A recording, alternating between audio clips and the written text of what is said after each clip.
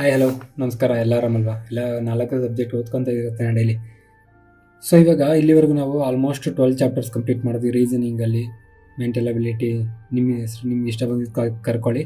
So chapter 12ಅಲ್ಲಿ ನಾವು ಕೆಲವೊಂದು 5 types ನೋಡಿದ್ವಿ. ಅದ್ಯಾವುದು ಅಂತ ಲಾಸ್ಟ್ ವೀಡಿಯೋಸಲ್ಲೆಲ್ಲ ನೋಡ್ಕೊಂಡ್ವಿ.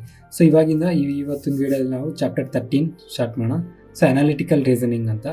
ಅನಾಲಿಟಿಕಲ್ ರೀಸನಿಂಗ್ ಅಂದರೆ ಕೆಲವೊಂದು ಸ್ಟೇಟ್ಮೆಂಟ್ಸ್ ಕೊಟ್ಬಿಟ್ಟು ಅದಕ್ಕೆ ಕೆಲವೊಂದು ಅಸಂಪ್ಷನ್ಸು ಮತ್ತು ಇನ್ಫರೆನ್ಸಸ್ ಅಂದರೆ ಏನಪ್ಪ ಅನುಮಾನ ಪಡೋದು, ಅಂದರೆ ಸ್ಟೇಟ್ಮೆಂಟ್ಸ್ ಕೊಟ್ಟಿರ್ತಾರೆ, ಅದನ್ನು ನಾವು ಅದು ಕರೆಕ್ಟಾಗಿ ರಿಲೇಟೆಡ್ ಇದೆಯಾ ಇಲ್ವಾ ಅಂತ ನೋಡ್ಕೊಬೇಕು ಅಷ್ಟೇ. ಸೊ ನಮಗೆ ಇದು RK number 41 video number 41. So ನಮಗೆ ಟೈಪ್ಸ್ ಯಾವ್ದು ಅಂತಂದರೆ ಸ್ಟೇಟ್ಮೆಂಟ್ಸ್ ಆ್ಯಂಡ್ ಕನ್ಕ್ಲೂಷನ್ಸ್. ಇದು ನಿಮ್ಗೆ ಆಲ್ರೆಡಿ ಸಿಲೋಜಿಸಮಲ್ಲಿ ನೀವು ಆಲ್ರೆಡಿ ಕಲ್ತಿದ್ದೀರಾ, ಸೇಮು, ಏನೂ ಡಿಫ್ರೆನ್ಸ್ ಇರಲ್ಲ.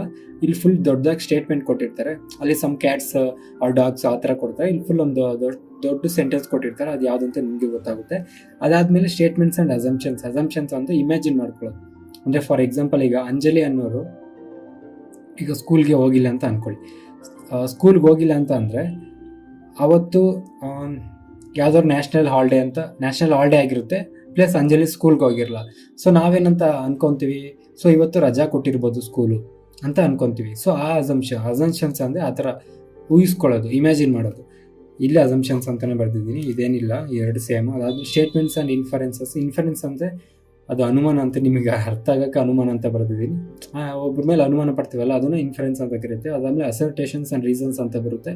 ಅಂದರೆ ಕೆಲವೊಂದು ಸ್ಟೇಟ್ಮೆಂಟ್ಸ್ ಕೊಟ್ಟು ಅದು ಕೊಟ್ಟಿರೋ ರೀಸನ್ ಕರೆಕ್ಟಾ ಇಲ್ವಾ ಅಂತ ಕೇಳ್ತಾರೆ. ಅದಾದಮೇಲೆ ಸ್ಟೇಟ್ಮೆಂಟ್ಸ್ ಆ್ಯಂಡ್ ಆರ್ಗ್ಯುಮೆಂಟ್ಸ್. ಸೊ ಇಷ್ಟು 5 ಟೈಪ್ಸ್ ಇದೆ. ಆ 5 ಟೈಪ್ಸು ಕೂಡ ನಾವು ಒಂದೊಂದಾಗಿ ತಿಳ್ಕೊತಾ ಹೋಗೋಣ. ಆದರೆ ಇದೇ ವೀಡಿಯೋಲಿ ತಿಳ್ಕೊಣ, ಇಲ್ಲಾಂದರೆ ಇನ್ನೊಂದು ವೀಡಿಯೋ ಸಪ್ರೇಟಾಗಿ ಮಾಡ್ತೀನಿ.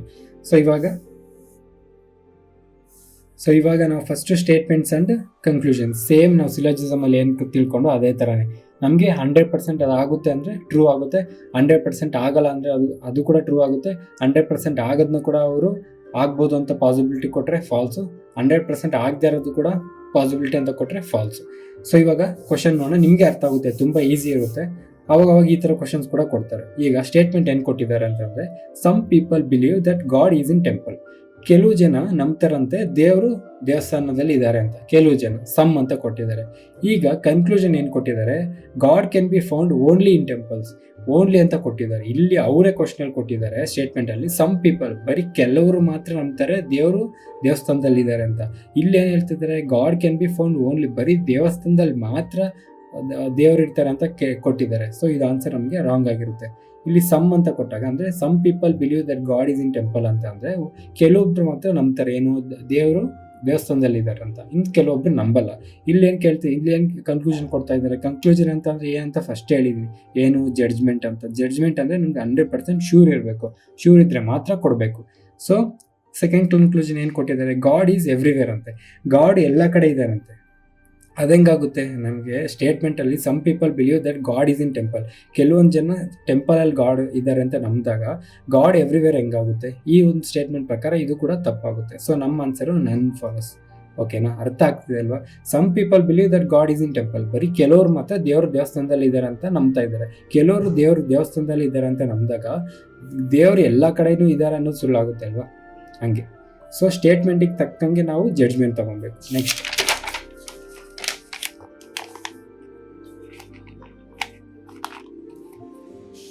ನೆಕ್ಸ್ಟ್ ಕ್ವಶನ್ನು, ಸ್ಟೇಟ್ಮೆಂಟ್ ಏನು ಕೊಟ್ಟಿದ್ದಾರೆ, last here the total accident count in India was 4,64,674 which caused 1,48,707 traffic related deaths.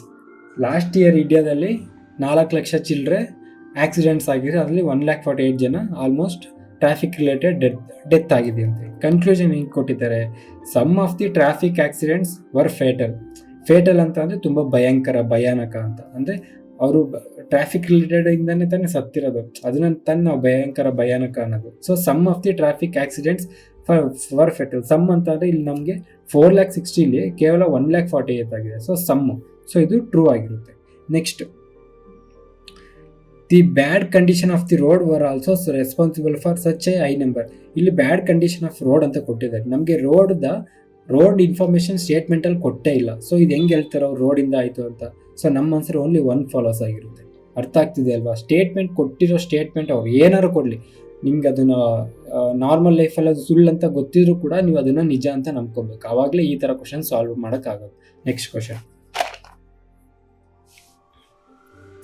So statement, Polaris is the brightest star in the Ursa Minor constellation. Polaris is the brightest star ಅಂದರೆ ತುಂಬ ಕಾಂತಿಯಿಂದ ಹೊಳೆಯುವಂಥ star ಯಾವುದು, ಎಲ್ಲಿ ಅಂತಂದರೆ ಅರ್ಸಾ Minor constellation. Constellation ಅಂತಂದರೆ ಹಲವಾರು ಗುಂಪು, ನಕ್ಷತ್ರ ಗುಂಪನ್ನ ನಾವು ಕಾನ್ಸ್ಟಲೇಷನ್ ಅಂತ ಕರಿತೀವಿ. ಸೊ ಇವಾಗ ಕನ್ಕ್ಲೂಷನ್ ಏನು, Polaris is brighter than any other star in the sky. ಇಲ್ಲಿ ಏನು ಕೊಟ್ಟಿದ್ದಾರೆ, ಪೊಲಾರಿಸ್ ಅನ್ನೋದು ಒಂದು ಬ್ರೈಟೆಸ್ಟ್ ಸ್ಟಾರ್ ಅಂತ ಕೊಟ್ಟಿದ್ದಾರೆ. ಅದರ್ ದೆನ್ ಅಂತ ಅಂದರೆ ಇವರೇನು ಕನ್ಕ್ಲೂಷನ್ ಜಡ್ಜ್ಮೆಂಟ್ ಏನು ಕೊಡ್ತಾ ಇದ್ದಾರೆ, ಪೊಲಾರಿಸ್ ಅನ್ನೋ star is brighter than any other star in the sky. ಬೇರೆ ಎಲ್ಲದಕ್ಕೂ ಪೊಲಾರಿಸೇ ಬ್ರೈಟು ಅಂತ ಕೊಡ್ತಾ ಇದ್ದಾರೆ. ಅದು ಹೆಂಗೆ ಹೇಳ್ತೇನೆ ನೀನು ಜಡ್ಜ್ಮೆಂಟು, ಇಲ್ಲಿ ಸ್ಟೇಟ್ಮೆಂಟು ನಿಮಗೆ ಬಂದಿರೋ complaint, ಪೊಲಾರಿಸ್ is the brightest star. ಪೊಲಾರಿಸ್ ಅನ್ನೋದು ಒಂದು ಬ್ರೈಟೆಸ್ಟ್ ಸ್ಟಾರ್ ಅಂತ ಹೇಳ್ತಾ ಇದ್ದಾರೆ. ಅದು ಇಡೀ ಆಕಾಶದಲ್ಲಿ ಅದೇ ಬ್ರೈಟೆಸ್ಟ್ ಸ್ಟಾರ್ ಅಂತ ಹೆಂಗೆ ಹೇಳ್ತೀಯ? ಸೊ ಇದು ನಮಗೆ ತಪ್ಪಾಗಿರುತ್ತೆ. ನೆಕ್ಸ್ಟ್ ಅದೇ ಥರ, there are only a few bright stars in the constellation. There are only constellation ಅಂದರೆ ಬೇರೆ ನಕ್ಷತ್ರ ಗುಂಪಲ್ಲಿ ಕೆಲವೊಂದು ಮಾತ್ರ ಬ್ರೈಟ್ ಸ್ಟಾರ್ಸ್ ಅಂತೆ. ಆ್ಯಕ್ಚುಲಿ ನಮಗೆ ಎಷ್ಟು ಸ್ಟಾರ್ಸ್ ಇದೆ ಅಂತ ಕೌಂಟ್ ಮಾಡೋಕ್ಕೆ ಆಗಲ್ಲ. ಸೊ ಇಲ್ಲಿ ಅವ್ರು ಬೇರೆ ಇದ್ರದ್ದು ಕಾನ್ಸ್ಟಲೇಷನ್ ಬಗ್ಗೆನೂ ಕೊಟ್ಟಿಲ್ಲ, ಫ್ಯೂ ಬ್ರೈಟ್ ಸ್ಟಾರ್ಸ್ ಅಂತಾನು ಕೊಟ್ಟಿಲ್ಲ. ಸೊ ಇದು ಕೂಡ ತಪ್ಪಾಗುತ್ತೆ. ಸೊ ನಮ್ಮ ಆನ್ಸರು ನೀದರ್, ಸಿ ಆಗಿರುತ್ತೆ. Next statement,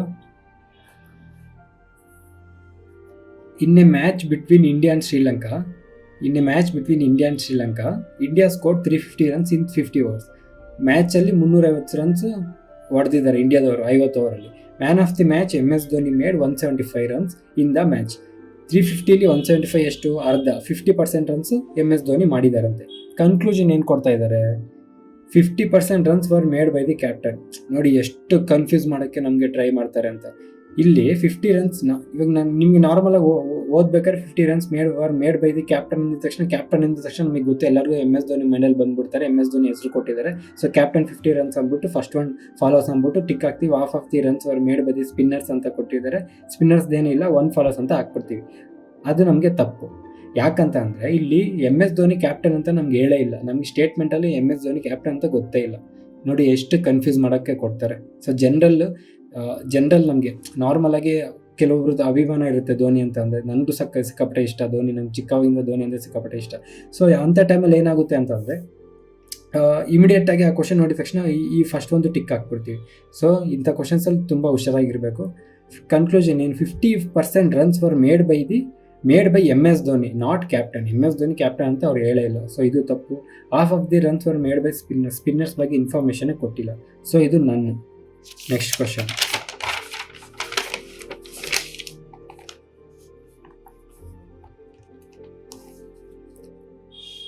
so statement, recent research says listening to specific types of frequency have a positive effect on human brain and it aids in healing.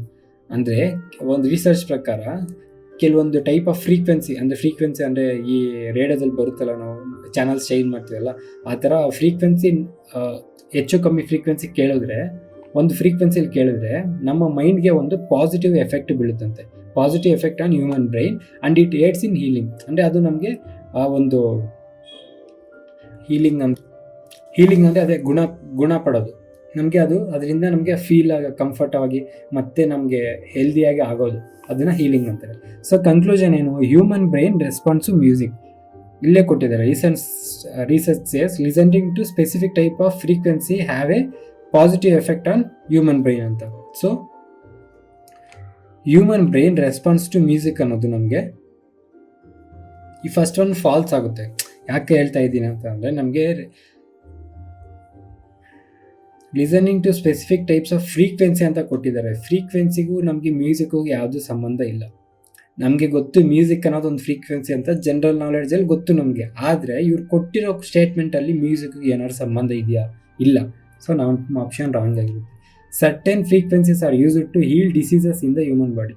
Diseases ಅಂದರೆ ರೋಗನ ಯಾವ್ದು ಕರಿತೀವಿ ಅಂತಂದರೆ, ನಮಗೆ ಆರ್ಗನ್ಸ್, ಬ್ರೈನು, ಹಾರ್ಟು, ಕಿಡ್ನಿ, ಅದನ್ನು ಇದನ್ನು ಕಮ್ಮಿ ಮಾಡೋಕ್ಕೆ, ಆ ಒಂದು ಹೀಲ್ನ ಮಾಡೋಕ್ಕೆ ನಾವು ಅದಕ್ಕೇನಾದ್ರು ರೋಗಗಳು ಬಂದರೆ ಅದನ್ನು ಡಿಸೀಸ್ ಅಂತ ಕರಿತೀವಿ. ಇಲ್ಲಿ ಹೀಲಿಂಗ್ ಅನ್ನೋದು ಡಿಸೀಸಸ್ಗೆ ಸಂಬಂಧ ಇಲ್ಲ ಅಂದರೂ ಬ್ರೈನ್ ಅನ್ನೋದು ನಮಗೆ ಇಂಟರ್ನಲ್ ಆರ್ಗನ್ ಆಗಿರುತ್ತೆ. ಸೊ ಇಂಟರ್ನಲ್ ಆರ್ಗನ್ ನಮಗೆ ಅದು ಡಿಸೀಸಸ್ ರಿಲೇಟೆಡ್ ಇರುತ್ತೆ. So certain frequencies are used to heal diseases in human body. So ಇದು ನಮಗೆ ಆನ್ಸರ್ ಟ್ರೂ ಆಗಿರುತ್ತೆ. B follows. Next practice questions ಇದೆ, ಇದೊಂದು 2 ನೀವೇ ಮಾಡಿ. ಸೊ ನನಗೆ ಆನ್ಸರ್ ಕಮೆಂಟ್ ಮಾಡಿ. Statement, Naina looks at Sunita and compliments her looks. Naina ಸುನೀತಾನ ನೋಡ್ಬಿಟ್ಟು ಚೆನ್ನಾಗಿದೆ ಅಂತ ಅವರ ಲುಕ್ಸ್ ಬಗ್ಗೆ ಹೇಳಿದ್ದಾರೆ. Sunita conclusion, Sunita is more beautiful then Naina. Naina is impressed by Sunita's dressing sense. ಇದೊಂದು ಸ್ಟೇಟ್ಮೆಂಟು. ನೆಕ್ಸ್ಟ್ ಸೆಕೆಂಡ್ ಒನ್ ಬಂದು statement, no school is a institution but they are establishment. All establishments that are not institutions have building. Conclusions, schools are not establishments, all schools have buildings, school do not have building. So ಇದಕ್ಕೆ options ಇಲ್ಲೇ ಇದೆ, ಈ options ಅಲ್ಲೇ ಈ ಎರಡಕ್ಕೂ answer ಇದೆ. So ಇದಕ್ಕೆ ಯಾವುದು ಕರೆಕ್ಟ್ ಅಂತ ನೀವೇ ಟಿಕ್ ಹಾಕಿ. ಇವಾಗ ಸೆಕೆಂಡ್ ಟೈಪ್ ನೋಡೋಣ.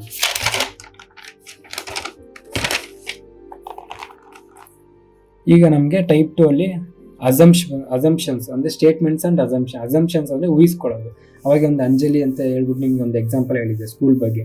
ಸೊ ಈಗ statement, it is good to put the child in school at the age of 3. ಇಲ್ಲಿ ಸ್ಟೇಟ್ಮೆಂಟ್ ಏನು ಕೊಟ್ಟಿದ್ದಾರೆ, ಮಕ್ಕಳನ್ನ ಮೂರು ವರ್ಷದಲ್ಲೇ ಸ್ಕೂಲ್ಗೆ ಹಾಕೋದು ಒಳ್ಳೆಯದು ಅಂತ ಕೊಟ್ಟಿದ್ದಾರೆ. ಅಸಂಪ್ಷನ್ಸ್ ನಾವು ಊಹಿಸ್ಕೊಳ್ಳೋದು, ಅದರಿಂದ ನಾವು ಏನು ಊಹಿಸ್ಕೊಬಹುದು ಅನ್ನೋದನ್ನ. A child at the age of 3 is not ready to learn. False ಆಗುತ್ತೆ. ಫಾಲ್ಸ್ ಯಾಕಾಗುತ್ತೆ ಅಂತ ಅಂದರೆ ಅವ್ರ ಸ್ಟೇಟ್ಮೆಂಟಲ್ಲೇ ಕೊಟ್ಟಿದ್ದಾರೆ, it is good to put the child in school at the age of 3 ಅಂತ. ಈ child at the age of 3 is not ready ಅಂತ ಇವ್ರು ಹೆಂಗೆ ಹೇಳ್ತಾರೆ ನಾಟ್ ರೆಡಿ ಅಂತ? ಅಸಂಪ್ಷನ್ ತಪ್ಪು. Next, doing so will make a child good in study. ಆ ಥರ ಮಾಡಿದ್ರೆ ಮಕ್ಕಳು ಸ್ಟಡಿ ಸ್ವಲ್ಪ ಚೆನ್ನಾಗಿರ್ತಾರಂತ ನಾವು ಅಸಂಪ್ಷನ್ ಅಂದರೆ ನಾವು ಅನ್ಕೊಬಹುದಾ? ಅದು ಕೂಡ ತಪ್ಪು, ಅನ್ಕೊಳಕ್ಕಾಗಲ್ಲ. ಅಂದರೆ 3 ವರ್ಷಕ್ಕೆ ಹಾಕ್ಬಿಟ್ರೆ ಅವ್ನು ಚೆನ್ನಾಗಿ ಓದ್ತಾನೆ ಅಂತ ಯಾವ ಆಧಾರದ ಮೇಲೆ ಹೇಳ್ತೀರಾ? ಓದ್ದೇನೆ ಇರ್ಬೋದಲ್ವಾ? ಸೊ ನಮ್ಗೆ ಅದು ಏನು ಅಂತಲೇ ಗೊತ್ತಿಲ್ಲ. ಸೊ ಅದು ಕೂಡ ತಪ್ಪಾಗುತ್ತೆ. ಸೊ ನಮ್ಮ ಆನ್ಸರ್ ನನ್ನ. ಸೊ ಅಸಂಪ್ಷನ್ಸ್ ಅಂದರೆ ಈ ಥರ ಕೊಟ್ಟಿರೋದು ಎಕ್ಸಾಕ್ಟಾಗಿ ಆಗುತ್ತಾ ಅಸಂಪ್ಷನ್ನು, ಅಂದರೆ ಊಹಿಸ್ಕೊಳ್ಳೋದು, ನಮ್ಮ ಪಕ್ಕ ಊಹಿಸ್ಕೊಬೋದಾ ಇದು ಹಿಂಗೆ ಆಗುತ್ತಾ ಅಂತ ಅಷ್ಟೇ. ಸ್ಟೇಟ್ಮೆಂಟ್, ಈಗ India imports uranium from Canada and Russia. Statement ಏನು ಕೊಟ್ಟಿದ್ದಾರೆ, ಇಂಡಿಯಾ ಯುರೇನಿಯಂನ ಕೆನಡಾ ಮತ್ತು ರಷ್ಯಾದಿಂದ ಇಂಪೋರ್ಟ್ ಮಾಡ್ಕೊಳ್ಳುತ್ತೆ, ಅಲ್ಲಿಂದ ತರಿಸ್ಕೊಳ್ಳುತ್ತೆ. ಸೊ ಅಸಂಪ್ಷನ್ಸ್ ಏನು ಕೊಟ್ಟಿದ್ದಾರೆ, there are no uranium reserves in India. ಅಂದರೆ ಇವಾಗ ನಾವು ಕೆನಡಾ ಮತ್ತು ರಷ್ಯಾದಿಂದ ಯುರೇನಿಯಂ ತರ್ತಾ ಇದ್ದೀವಿ ಅಂತಂದರೆ ನಮ್ಮ ಹತ್ರ ಇಲ್ಲ ಅಂತ ಅರ್ಥನ? ಅಲ್ಲ ತಾನೆ, ನಮ್ಮ ಹತ್ರ ಇರ್ಬೋದು, ಇಲ್ಲದೇನೂ ಇರ್ಬೋದು, ನಮಗೆ ಗೊತ್ತಿಲ್ಲ. ಬಟ್ ನಾವು ಅದನ್ನು ಹೆಂಗೆ ಊಹಿಸ್ಕೊತೀವಿ ಎಕ್ಸಾಕ್ಟಾಗಿ? ನಮ್ಮ ಹತ್ರ ಇಲ್ಲ ಅಂತ ನಾವು ಹೆಂಗೆ ಕನ್ಕ್ಲೂಡ್ ಅಥವಾ ಅಸಂಪ್ಷನಿಗೆ ಬರ್ತೀವಿ? ಸೊ ತಪ್ಪಾಗುತ್ತೆ. Next, the uranium reserves in India are depleted. ಅಂದರೆ ಯುರೇನಿಯಂ ರಿಸರ್ವ್ಸ್ ಇಂಡಿಯಾದಲ್ಲಿರುವ ರಿಸರ್ವ್ಸು ಫುಲ್ ಕಂಪ್ಲೀಟ್ ಖಾಲಿ ಆಗಿದೆ ಅಂತ ಹೇಳ್ತಿದ್ದಾರೆ. ನಾವು ಹೆಂಗೆ ಖಾಲಿ ಆಗಿದೆ ಅಂತ ಹೇಳ್ಕೊಂಡು ನಾವು ಹತ್ರ ಇನ್ನೂ ರಿಸರ್ವ್ಸ್ ಅಂದರೆ ಕೂಡಿಟ್ಕೊತೀವಲ್ಲ. ಇವಾಗ ನಾವು ಎಕ್ಸ್ಟ್ರಾ ಸ್ವಲ್ಪ ಇವಾಗ ಅಡುಗೆ ಸಾಯಂಕಾಲಕ್ಕೂ ಬೇಕಂದರೆ ಬೆಳಗ್ಗೆನೇ ಮಾಡಿ ಇಟ್ಟಿರ್ಕೊತೀವಲ್ಲ, ಅದೇ ಥರ ರಿಸರ್ವ್ಸ್ ಅಂದರೆ ನಮ್ಗೆ ಎಷ್ಟು ಬೇಕೋ ಅದನ್ನು ರೆಡಿ ಮಾಡಿ ಇಟ್ಟಿರ್ತೀವಿ. ರೆಡಿ ಮಾಡಿ ಇಟ್ಟಿರೋದು ಕಂಪ್ಲೀಟ್ ಖಾಲಿ ಅಂತೆ. ಅದು ಹೆಂಗೆ ನಾವು ಊಹಿಸ್ಕೊಬೋದು ಖಾಲಿ ಅಂತ? ಅವ್ರ ಹತ್ರ ತರ್ಸ್ಕೊತಾ ಇದ್ದೀವಿ, ನಮ್ಮ ಹತ್ರ ಇನ್ನೂ ಇರ್ಬೋದಲ್ವಾ? ಸೊ ಇದು ಕೂಡ ರಾಂಗ್ ಆಗುತ್ತೆ. ಸೊ ನಮ್ಮ option neither. Next statement, A leading school in Mumbai will increase it's fees by 150% from the next academic year. ಅಂದರೆ ಮುಂಬೈಲಿರುವ ಶಾಲೆ ನೆಕ್ಸ್ಟ್ ವರ್ಷದಿಂದ 150% ಅದರ ಅಕಾಡೆಮಿಕ್ ಫೀಸ್ನ ಜಾಸ್ತಿ ಮಾಡುತ್ತಂತೆ. ಇದು ಸ್ಟೇಟ್ಮೆಂಟು. ಅಸಂಪ್ಷನ್ಸ್ ಅದರಿಂದ ಏನು ಊಹಿಸ್ಕೊಂಡಿದ್ದಾರೆ ಅಂತಂದರೆ, students may change school due to more fees. ಹೌದು, ನಿಜ. ಯಾಕಂದರೆ 150% ಜಾಸ್ತಿ ಮಾಡ್ತಾ ಇದ್ದಾರೆ. ₹100 ಇರೋದು 150 ಅಂತ ಅಂದರೆ ಅದರಲ್ಲಿ ಇನ್ನೂ 1.5% ಜಾಸ್ತಿ, ಅಂದರೆ ₹150 ಇನ್ನೂ ಜಾಸ್ತಿ, ₹250 ಫೀಸ್ ಆಗೋಗುತ್ತೆ.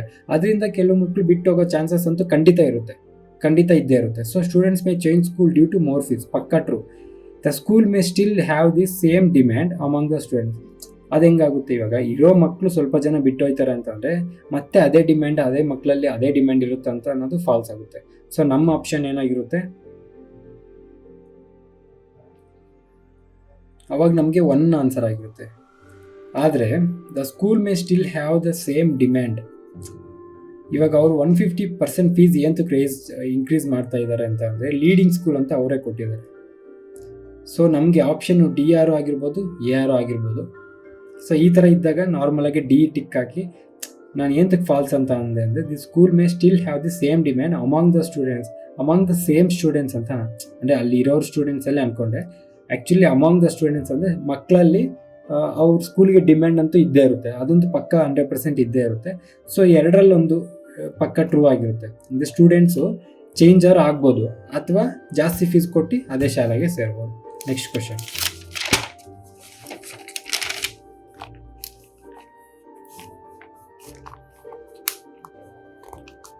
ಪರವಾಗಿಲ್ಲ ಗುರು, ಇವನ್ ವಿಡಿಯೋಸ್ ನೋಡಿ ಕೂಡ ನಾವು ಎಕ್ಸಾಮ್ ಬರೀಬೋದು ಅನ್ನೋ ನಂಬಿಕೆ ನಿಮಗೆ ಬಂದಿದ್ದರೆ ಒಂದು ಲೈಕೋ ಸಬ್ಸ್ಕ್ರೈಬ್ ಮಾಡಿದ್ರೆ ನಮಗೂ ಸ್ವಲ್ಪ ಮೋಟಿವೇಶನ್ ಸಿಗುತ್ತೆ.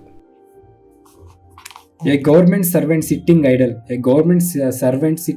ಅಂದರೆ ಒಂದು ಗೌರ್ಮೆಂಟ್ ಸರ್ವೆಂಟು ಕೆಲಸಗಾರರು ಸುಮ್ಮನೆ ಖಾಲಿ ಕೂತಿದ್ದಾರಂತೆ.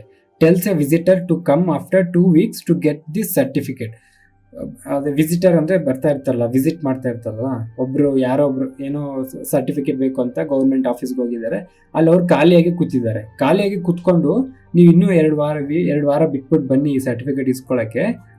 ಈಸ್ ವೆರಿ ಅಂಡ್ ಏನಪ್ಪ as is very busy and have A lot of work.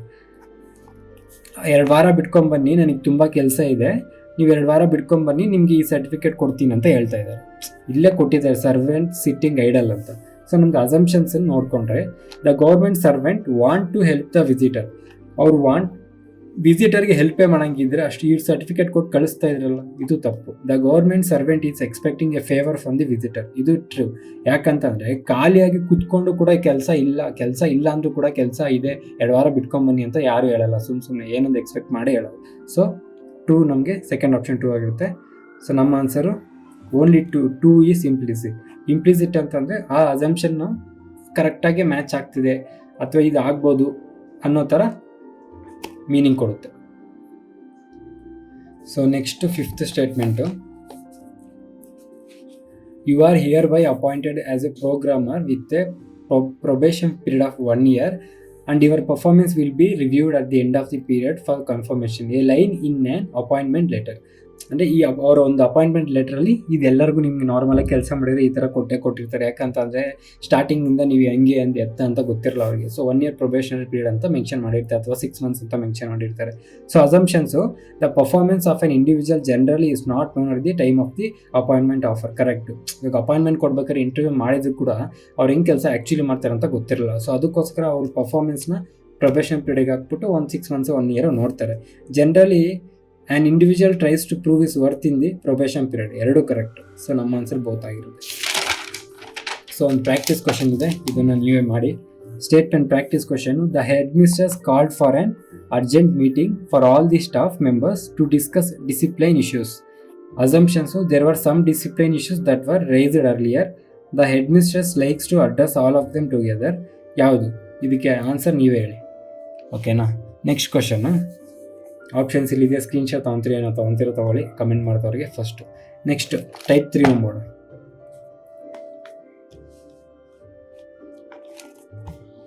So type 3 statement and inference ಅಂದರೆ ಅನುಮಾನ ಪಡೋದು, ಮುಂಚೆನೇ ಹೇಳಿದ್ದೀನಿ ನಾನು. So statement 2 of the 3 suspects were found guilty and the other one was taken in for imprison. ಇಬ್ಬರನ್ನ ಗಿಲ್ಟಿಯಾಗೆ ಹೇಳಿದ್ದಾರೆ. 2 of the 3 suspects, 3 ಜನದಲ್ಲಿ 2 suspects found guilty ಅಂದರೆ ತಪ್ಪು ಮಾಡಿದ್ದಾರೆ ಅಂತ ಕಂಡುಹಿಡಿದಿದ್ದಾರೆ. And the other one was taken in for imprison. However not all of the victims allegations were found to be veracious ಅಂತ ಅಂದರೆ ಟು ಬಿ ಟ್ರೂ ಅಂತಾರೆ, ಫೌಂಡ್ ಟು ಬಿ ಟ್ರೂ ಅಂತ ಅಂದರೆ ಅದು ನಿಜ ಆಗಿರ್ಬೋದು ಅಂತ ನಂಬ್ತಾ ಇದ್ದಾರೆ. ಸೊ ಇನ್ಫರೆನ್ಸಸ್ ಏನು? The victim made fake allegations on the suspects. ಇಲ್ಲಿ ಕ್ಲಿಯರಾಗಿ ಕೊಟ್ಟಿದ್ದಾರೆ. Victims allegations were found veracious ಅಂತ ಇವಾಗ ತಾನೇ ಹೇಳಿದ್ದೀನಿ. ಟು ಬಿ ಫೌಂಡ್ ಟ್ರೂ ಅಂದರೆ ಅದು ನಿಜ ಅಂತ ನಂಬ್ತಾ ಇದ್ದಾರೆ ಅಂತ. So the victim made fake allegations ಅಂತ ಹೆಂಗೆ ಕೊಡ್ತಾರೆ? ಸೊ ಇದು ತಪ್ಪು. Next, the 2 guilty suspects manipulated the other one to mask them. ಅಲ್ಲೇನು ಹೇಳ್ತಿದ್ರೆ, 2 guilty suspects manipulated the other one ಅಂದರೆ ಇನ್ನೂ ಮಿಕ್ಕಿದ 2 ಸಸ್ಪೆಕ್ಟ್ಸು ಈ ಮಿಕ್ಕಿದ ಒಬ್ಬನ್ನ ಮ್ಯಾನಿಪುಲೇಟೆಡ್ ಮಾಡ್ತಾ ಇದ್ದಾರಂತೆ. 2 guilty suspects manipulated the other one to mask them.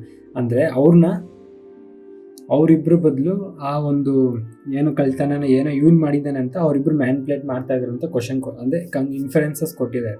So ಇದು ಕೂಡ ತಪ್ಪಾಗುತ್ತೆ. ಅವನ ಬಗ್ಗೆ ಅವನೇ ಮ್ಯಾನಿಪುಲೇಟ್ ಅವರಿಬ್ಬರು ಸೇರಿ ಅವನ್ನ ಮ್ಯಾನಿಪುಲೇಟ್ ಮಾಡ್ತಿದ್ದಾರೆ ಅಂತ ಕೊಟ್ಟಿಲ್ಲ. ಸೊ ಇದು ನಮಗೆ 2 ತಪ್ಪಾಗುತ್ತೆ. ನಮ್ಮ ಆಪ್ಷನ್ ಡಿ ಆಗಿರುತ್ತೆ. ಸೊ ನೆಕ್ಸ್ಟ್, ಇದು ತುಂಬ ರೇರ್ ಕೊಡೋದು ಈ ಥರ ಇನ್ಫರೆನ್ಸಸ್. ನಾರ್ಮಲಾಗಿ ಕನ್ಕ್ಲೂಷನ್ಸ್ ಯಾವಾಗಾದ್ರು ಕೊಡ್ತಾರೆ, ಬಟ್ ಈ ಒಂದು ಟೈಪ್ಸಲ್ಲಿ ಯಾವಾಗಲಾರು ತುಂಬ ರೇರ್, 1-2 ಮ್ಯಾಕ್ಸಿಮಮ್ ಬಂದರೆ ಬರ್ಬೋದು ಅಷ್ಟೇ.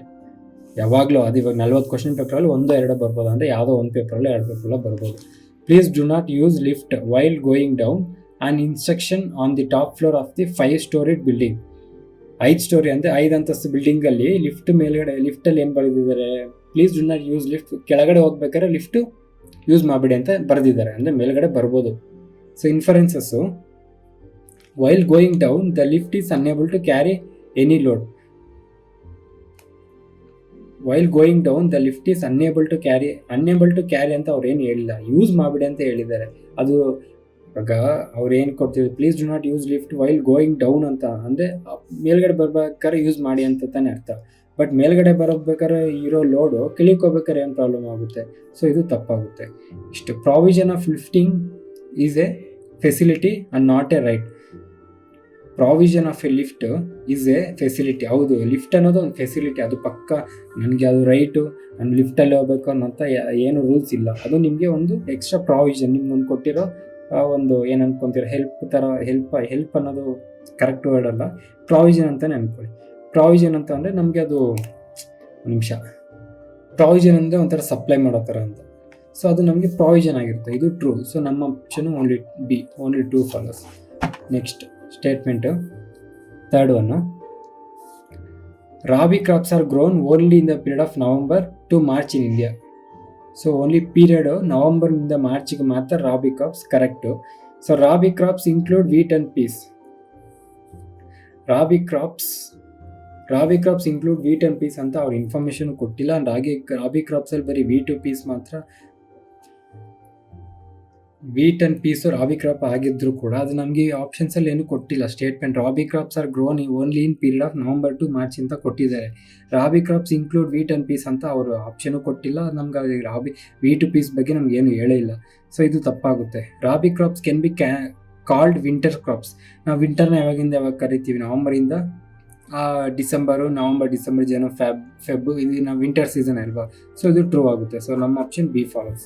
ಸೊ ಇಷ್ಟೇ, ರೇರ್ ತುಂಬ ಕೊಡಲ್ಲ. ನಿಮ್ಗೆ ಕೊಟ್ಟರೆ ಈ ಥರ ಜಸ್ಟ್ ಸ್ಟೇಟ್ಮೆಂಟಲ್ಲಿ ಕೊಟ್ಟಿರೋದನ್ನ ಏನು ಇಮ್ಯಾಜಿನ್ ಮಾಡ್ಕೊಂಬಿಡಿ. ಸ್ಟೇಟ್ಮೆಂಟಲ್ಲಿ ಏನು ಕೊಟ್ಟಿದ್ದಾರೋ ಅದು ಮಾತ್ರ ನಿಮಗೆ ಕನ್ಕ್ಲೂಷನಲ್ಲಾಗಲಿ, ಇನ್ಫರೆನ್ಸ್ ಆಗಲಿ, ಅಸಂಪ್ಷನ್ಸ್ ಆಗಲಿ ಅದಕ್ಕೆ ಮ್ಯಾಚಿಂಗ್ ಆಗಿರಬೇಕು. ಇಲ್ಲ ಅಂದರೆ ಅದು ತಪ್ಪಂತ ಅರ್ಥ. ಸೊ ಇನ್ನೊಂದು 2 ಟೈಪ್ ನೋಡಿದ್ರೆ ಇಲ್ಲಿ ಮುಗಿದೋಗುತ್ತೆ. So type 4 assertions and reasons. ಅಂದರೆ ಒಂದಷ್ಟು ಕನ್ಕ್ಲೂಷನ್ ಸ್ಟೇಟ್ಮೆಂಟ್ಸ್ ಥರ ಕೊಟ್ಟು ಅದಕ್ಕೊಂದು ರೀಸನ್ ಕೊಟ್ಟಿರ್ತಾರೆ. ಆ ರೀಸನ್ ಮ್ಯಾಚ್ ಆಗ್ತಿದೆಯಾ ಇಲ್ವಾ ಅಂತ ನೋಡ್ಕೊಬೇಕಷ್ಟೆ. ಇವಾಗ ನಮಗೆ ಹೊಟ್ಟೆ ನೋವು ಬಂದಿದೆ ಅಥವಾ ತಲೆನೋವು ಬಂದಿದೆ ಅಂದರೆ ಮಾತ್ರೆ ಹಾಕೊಬೇಕು. ಸೊ ಅದಕ್ಕೊಂದು ಸಂಬಂಧ ಇರುತ್ತೆ. ಸೊ ಇದು ಅದೇ ಥರನೇ ಇಲ್ಲಿ. ಸೊ ಅಸರ್ಟೇಷನ್ ಏನು ಕೊಟ್ಟಿದ್ದಾರೆ, all cockroaches are brown in colour. ಎಲ್ಲ ಕಾಕ್ರೋಚಸ್ಸು ಬ್ರೌನ್ ಇನ್ ಕಲರ್ ಅಂತ ಕೊಟ್ಟಿದ್ದಾರೆ. Reason, the colour of cockroach is a biological adaptation. So ನಮಗೆ colour of the cockroach is biological adaptation ಗೊತ್ತು, ಹೌದು, ಟ್ರೂ. ಇದು colour of a cockroach is a biological adaptation, ಇದು true ಆಗಿರುತ್ತೆ. ಯಾಕೆ, ಅದು ಬಯಾಲಜಿಕಲ್ ಸಂಬಂಧಪಟ್ಟಿದ್ದು ಕಾಕ್ರೋಚ್ ಕಲರ್ ಅನ್ನೋದು. All cockroaches are brown in colour ಅಂತ, ಇದು ತಪ್ಪಾಗುತ್ತೆ. ಎಲ್ಲ ಕಾಕ್ರೋಚಸ್ಸು ಬ್ರೌನ್ ಇನ್ ಕಲರ್ ಇರಲ್ಲ. ನೀವು ನಾನು ನೋಡಿ ಕೆಲವೊಂದು ಬೇರೆ ಥರ ಇರುತ್ತೆ, ಅವರೊಂದು ವೈಟ್ ಕಲರ್ ಕಾಕ್ರೋಚಸ್ ಕೂಡ ಇರುತ್ತೆ. ಸೊ ನಮ್ಗೆ ಆಪ್ಷನ್ಸ್ ಹೆಂಗೆ ಕೊಡ್ತಾರಂತಂದರೆ ಇದರಲ್ಲಿ ಬೋತ್ ಆರ್ ಕರೆಕ್ಟ್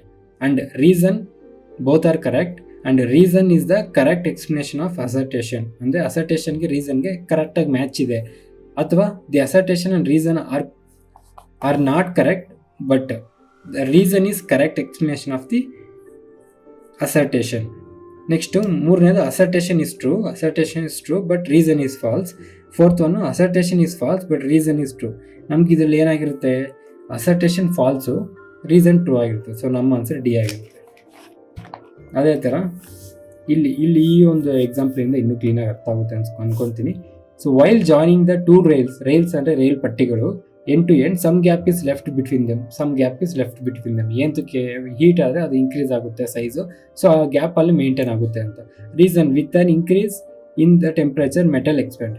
ಅಂದರೆ ರೈಲ್ಸ್ ಅನ್ನೋದು ಯಾವುದು, ರೈಲ್ ಮೆಟಲ್ ತಾನೆ, ಇದಕ್ಕೇನೋ ಸಂಬಂಧ ಇದೆ. With an increase in temperature metal expands. Metal ಹೀಟಿಗೆ ಎಕ್ಸ್ಪ್ಯಾಂಡ್ ಆಗೋಕ್ಕೆ ಅವ್ರು ಗ್ಯಾಪ್ ಬಿಟ್ಟಿರ್ತಾರೆ. ಸೊ ಇದಕ್ಕೂ ಪಕ್ಕ ಮ್ಯಾಚಿಂಗ್ ಇದೆ.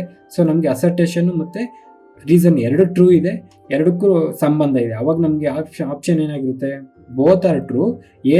ಅಂದರೆ assertion and reason is correct, reason is correct explanation of assertion. ಇದಕ್ಕೂ ಪಕ್ಕ ಕರೆಕ್ಟ್ ಎಕ್ಸ್ಪ್ಲನೇಷನ್. ಸೊ ನಮ್ಮ ಆನ್ಸರ್ ಎ ಆಗಿರುತ್ತೆ. ಬಟ್ ಬೋತ್ ಆರ್ ಕರೆಕ್ಟು, ರೀಸನ್ಗೂ ಅಸರ್ಟೇಷನ್ಗೂ ಸಂಬಂಧ ಇಲ್ಲ ಅಂದರೆ ಬಿ ಹಾಕಬೇಕು. ಅಸರ್ಟೇಷನ್ ಕರೆಕ್ಟು, ರೀಸನ್ ತಪ್ಪಾಗಿದೆ C. Assertion false, reason true ಆಗಿದೆ ಡಿ. ಈ ಥರ ಇನ್ನೊಂದು ಎಕ್ಸಾಂಪಲ್ ನೋಡೋಣ. So a lot of money transaction are gone online. ಎಷ್ಟೊಂದು ಮನಿ ಟ್ರಾನ್ಸಾಕ್ಷನ್ ಆನ್ಲೈನ್ ಹೋಗಿದೆ, ಫೋನ್ಪೇ, ಗೂಗಲ್ ಪೇ ಎಲ್ಲ ಯೂಸ್ ಮಾಡ್ತಾ ಇದ್ದೀವಿ. ಓಕೆ, ಅಸರ್ಟೇಷನ್ ಕೊಟ್ಟಿದ್ದಾರೆ. Reason E banking reduced the incidents of cash stealing by 30%. ಇವಾಗ ಮನಿ ಆನ್ಲೈನಲ್ಲಿ ಯೂಸ್ ಮಾಡುತ್ತಿರೋದ್ರಿಂದ ಖಂಡಿತ ನಮಗೆ ಇನ್ಸಿಡೆಂಟ್ ಆಫ್ ಕ್ಯಾಶ್ ಸ್ಟೀಲಿಂಗ್ ಅನ್ನೋದು ಖಂಡಿತ ಕಮ್ಮಿ ಆಗಿದೆ. ಅವ್ರು 35% 40% ಅದು ನಮಗೆ ಗೊತ್ತಿಲ್ಲ. ಬಟ್ ಆ್ಯಸ್ ಪರ್ ಇವ್ರು ಕೊಟ್ಟಿರೋ ಪ್ರಕಾರ ಇಲ್ಲಿ ಈ ಕ್ವಶನ್ಗೆ ಸಂಬಂಧಿಸಿದಂತೆ 35% ಕಮ್ಮಿ ಆಗಿದೆ ಅಂತೆ. ಇದಕ್ಕೂ ಪಕ್ಕಾ ಮ್ಯಾಚಿಂಗ್ ಇದೆ. ಸೊ ಎರಡು ಕೂಡ ಟ್ರೂ ಆಗಿರುತ್ತೆ. ಇವಾಗ ನಮಗೆ ಆನ್ಲೈನ್ ಟ್ರಾನ್ಸಾಕ್ಷನ್ ಜಾಸ್ತಿ ಆಗಿರೋದ್ರಿಂದ ತಾನೇ ಕ್ಯಾಶ್ ಸ್ಟೀಲಿಂಗ್ ಕ್ಯಾಶ್ನ ಕಳ್ತನಗಳು ಕಮ್ಮಿ ಆಗಿರೋದು ಆ ಥರ. ನೆಕ್ಸ್ಟ್ ಪ್ರಾಕ್ಟೀಸ್ ಕ್ವಶನ್ ಒಂದಿದೆ, ಇದು ನೀವೇ ಮಾಡಿ. When the train stops all it passengers tend to fall backward. Train stop ಆದಾಗ ಎಲ್ಲ ಪ್ಯಾಸೆಂಜರ್ಗೂ ಹಿಂದಕ್ಕೆ ಬೀಳ್ತಾರಂತೆ. Assertion reason due to property of inertia a body tends to resist change in its position. So ಇದು ನಿಮಗೆ reason. Option A B C D ಇದೆ. So ನೋಡಿಕೊಂಡು ಯಾವುದು ಅಂತ ಆಪ್ಷನ್ ಹೇಳಿ. ಸೊ ನೆಕ್ಸ್ಟು 5th ಟೈಪು, ಇದೊಂದು ನೋಡ್ಕೊಂಡು ಮುಗಿದೋಗುತ್ತೆ ಇಲ್ಲಿಗೆ ನಮಗೆ ಈ ಒಂದು ಚಾಪ್ಟರ್ ಕೂಡ.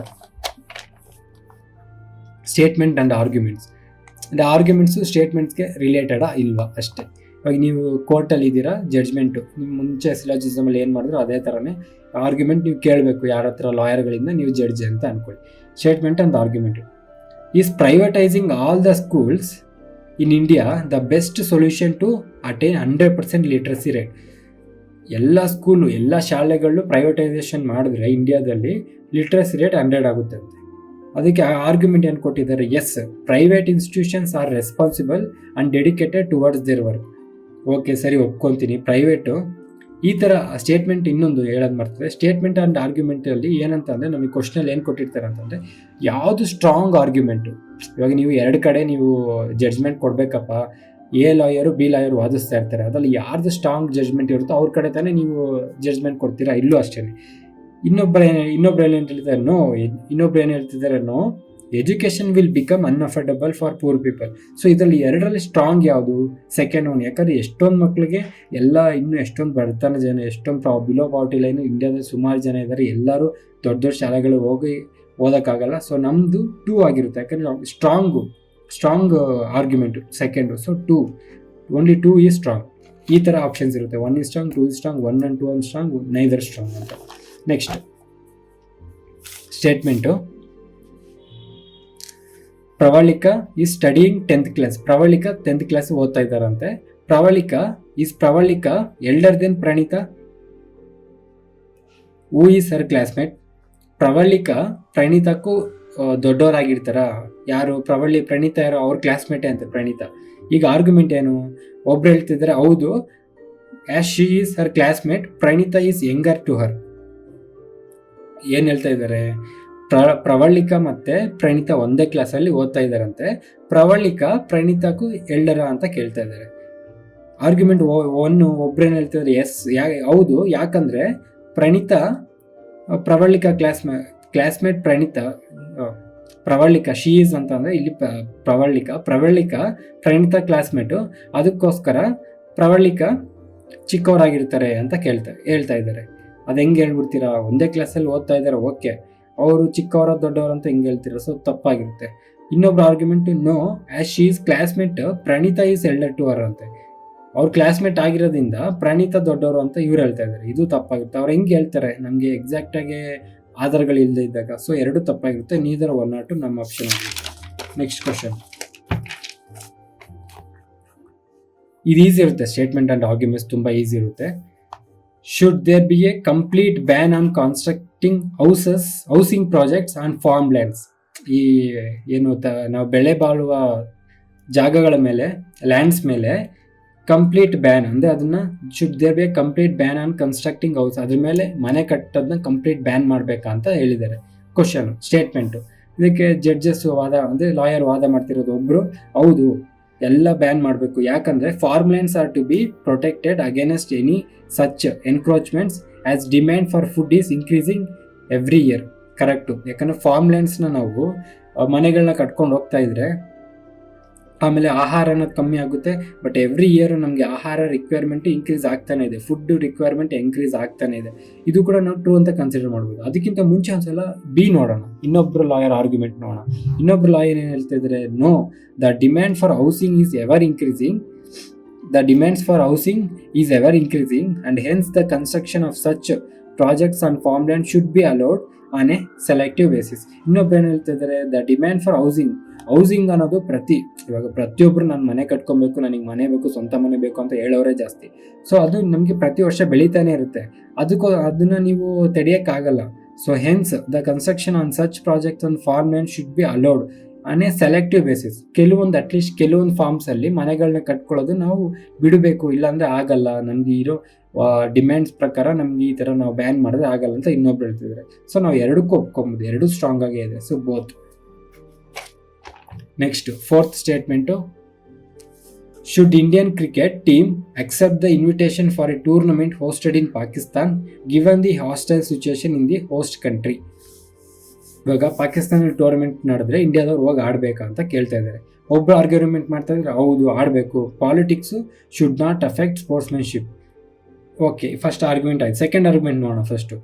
No, safety of the players should not be undermine. ಇವಾಗ ನಮಗೆ ಶ್ರೀಲಂಕಾದವ್ರು ಹೋಗಿದ್ರು, ಅವಾಗ ಏನಾಯಿತು, ಬಸ್ಗೆ ಅಟ್ಯಾಕ್ ಆಯಿತು, ಅವಾಗ ಸತ್ತೋಗಿದ್ದಿದ್ರೆ ಇವಾಗ ನಮ್ಮವ್ರು ಇಂಡಿಯಾದವ್ರು ಕೊಹ್ಲಿ, ರೋಹಿತ್ ಶರ್ಮಾ ಹೋಗ್ತಾರೆ, ಯಾರು ಅವಾಗ ಏನಾರು ಅನಾಹುತ ಆದರೆ ಯಾರು ಹೊಣೆ ನಮಗೆ? ಸೊ ಸೆಕೆಂಡ್ ಆಪ್ಷನ್ ನಮಗೆ ಮೋರ್ ಸ್ಟ್ರಾಂಗ್ ಆಗಿರುತ್ತೆ. ಸೊ ನಾನು ಎರಡಕ್ಕೆ ಒಪ್ಕೊತೀವಿ. ಒಬ್ಬರು ಹೇಗೂ ಒಪ್ಕೊಬೋದು, ಇಂಥ ಟೈಮಲ್ಲಿ ಹೇಳೋಕ್ಕಾಗಲ್ಲ ನಮಗೆ, ನನಗೆ ಪ್ಲೇಯರ್ ಸೇಫ್ಟಿ ಮುಖ್ಯ ಅಂದ್ಬಿಟ್ಟು ನಾನು 2 ಹಾಕ್ತೀನಿ. ಇನ್ನೊಬ್ಬರು ಇಲ್ಲ, politics should not affect sportsmanship ಅಂತ 1 ಹಾಕ್ತಾರೆ, ಕೆಲವೊಬ್ಬರು ಬೋತ್ ಹಾಕ್ತಾರೆ. ಸೊ ಇದು ಡಿಪೆಂಡ್ ಅಪಾನ್ ಯುವರ್ ಲಕ್ ಅಂತಲೂ ಕೂಡ ಹೇಳ್ಬೋದು ಸಮ್ಟೈಮ್ಸ್. ಯಾಕಂತಂದರೆ ಒಬ್ಬೊಬ್ರು ಮೈಂಡ್ಸೆಟ್ ಒಂದೊಂದು ಥರ ಇರುತ್ತೆ, ಬಟ್ ಆ ಕ್ವಶನ್ ಪ್ರಿಪೇರ್ ಮಾಡಿದವ್ರ ಮೈಂಡ್ಸೆಟ್ ಹೆಂಗಿತ್ತು, ಅವ್ರು ಯಾವ ಥರ ಕ್ವಶನ್ಗೆ ಯಾವ್ದು ಟ್ರೂ ಅಂತ ಕೇಳಿರ್ತಾರೋ ಅವ್ರ ಮೇಲೆ ಡಿಪೆಂಡ್ ಆಗುತ್ತೆ. ಸೊ ಇನ್ನೊಂದು ಕ್ವಶನ್ ನೋಡೋಣ, ಅದಾದ್ಮೇಲೆ ಒಂದು ಪ್ರಾಕ್ಟೀಸ್ ಕ್ವಶನ್ ಇದೆ. Statement, there are more wastage of water due to water purifiers.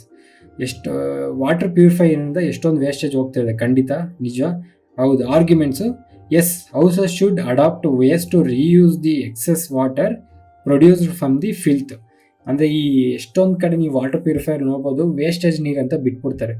ಯಾಕೆ ಅದು ನಾರ್ಮಲಾಗಿ ಏನಂತ ಅಂದರೆ, ಈ ವೇಸ್ಟೇಜ್ ವಾಟರ್ ಅಂತ ಏನು ಅಷ್ಟೊಂದು ಏನು ಇರಲ್ಲ. ನಿಮಗೆ ಬೋರ್ವೆಲ್ಲಲ್ಲಿ ಬರೋ ವಾಟರ್ನ ನೀವು ಜಸ್ಟ್ ಫಿಲ್ಟರ್ ಮಾಡ್ಕೊಂಡು ಕುಡಿದ್ರೆ ಬೇಗ ಇರೋ ಮಿನರಲ್ಸ್, ನ್ಯೂಟ್ರಿಯೆಂಟ್ಸ್ ಎಲ್ಲ ಅದರಲ್ಲಿ ಸಿಗುತ್ತೆ ನಿಮಗೆ.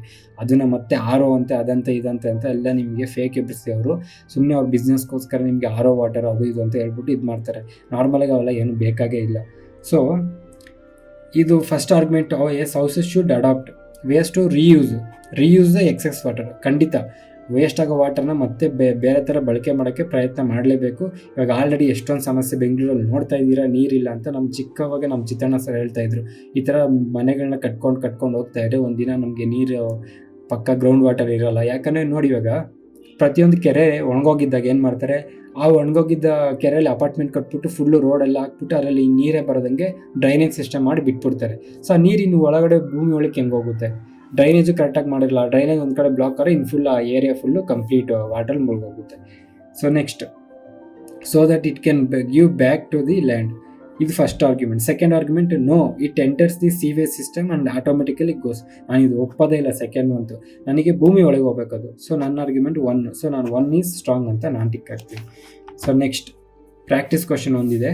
Should there be dress code for college students? ಇದಂತೂ ನೀವು ಹೇಳಪ್ಪ, ಇರಬೇಕಾ ಬೇಡ?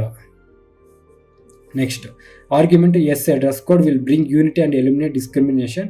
ನೋ, ನಾನು ಇದು ಜಾತ್ರೆ ಮಾಡಬೇಕು, ಕ್ಯಾಬ್ರೆ ಮಾಡಬೇಕು, ಸ್ಕೂಲಲ್ಲಿ ನಾನು ಮಿಂಚಬೇಕು ಅಂತ ಅಂದರೆ no, dress code takes our the opportunity and to showcase student style sense. ನಾನು ಶೋಕಿ ಹೊಡಿಬೇಕು ಅಂತ ಅನ್ನೋರು 2 ಹಾಕಿ, ಅಂದರೆ ಸ್ಟ್ರಾಂಗ್ ಯಾವುದಿದೆಯೋ ಅದು ಹಾಕಿ.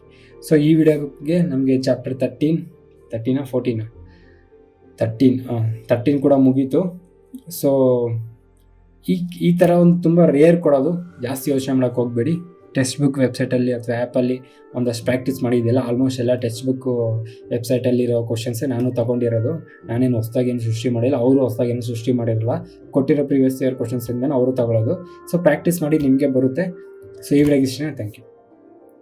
ಫಸ್ಟ್ ಟೈಮ್ ನೋಡ್ತಾ ಇರೋರಿಗೆ ಈ ವಿಡಿಯೋ ನಂಬರಲ್ಲಿ ಏನಾದರೂ ಕನ್ಫ್ಯೂಷನ್ ಇದ್ದರೆ, ವಿಡಿಯೋ ನಂಬರ್ ಅಂತ ಅಂದರೆ ಏನಿಲ್ಲ, ನಾವು ವೀಕ್ಲಿ ಟಾಸ್ಕ್ ಮಾಡ್ತಾಯಿದ್ದೀವಿ. ಅಂದರೆ ಪ್ರಿಪ್ರೇಷನ್ಸ್ನ ಫಸ್ಟಿಂದ ಮಾಡೋರಿಗೆ ಅಥವಾ ಸ್ಟಾರ್ಟ್ ಮಾಡೋರಿಗೆ ಒಂದು ವೀಕ್ಲಿ ಟಾಸ್ಕ್ ಥರ ಕೊಟ್ಟಿರ್ತೀವಿ. ಸೊ ಆ ವೀಕ್ಲಿ ಅವ್ರು ಏನೇನು ಓದ್ಕೊಬೇಕು ಅಂತ ಎಲ್ಲ ಅದರಲ್ಲೇ ಇರುತ್ತೆ. ಸೊ ಇದು ನಿಮ್ಗೆ ಕ್ಲಿಯರಾಗಿ ಅರ್ಥ ಆಗಬೇಕು ಅಂತ ಅಂದರೆ ನಮ್ಮ ಟೆಲಿಗ್ರಾಮ್ ಚಾನಲ್ನಲ್ಲಿ ಇಂಡೆಕ್ಸ್ ಇದೆ. ಇಂಡೆಕ್ಸ್ಗೆ ಹೋದರೆ ನಿಮಗೆ ವೀಕ್ಲಿ ಟಾಸ್ಕ್ ಇರುತ್ತೆ.